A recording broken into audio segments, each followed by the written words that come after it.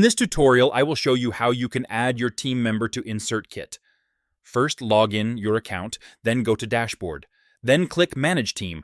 Then you can see the interface like this, and then click Manage, and then Invite Members, and enter your team member's email address. And if your team member email address has a dot, then just remove the dot.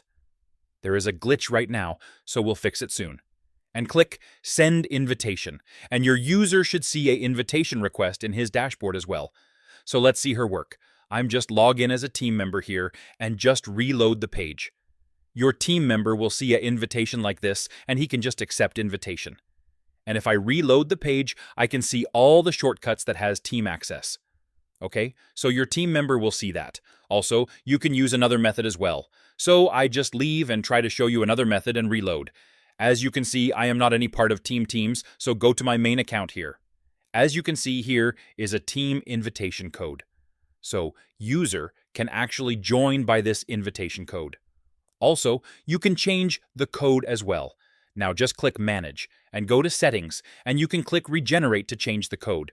So make sure after join a member, you regenerate it. Otherwise, if anyone has the code, so anyone can join your team. Okay, so I just copied here. I will change it later for sure, after this tutorial. And go to User Normal User Profile, and click Join or Create Team. Click Join Team, and here you can see a box for input the code. I just entered the invitation code, and click Join Team. And as you can see, I joined that team. Okay, see, so this is the to method. You can add your team member. So make sure your team member has a free account already on InsertKit to join any team. Thank you for watching. I hope this video will help you. Thank you so much.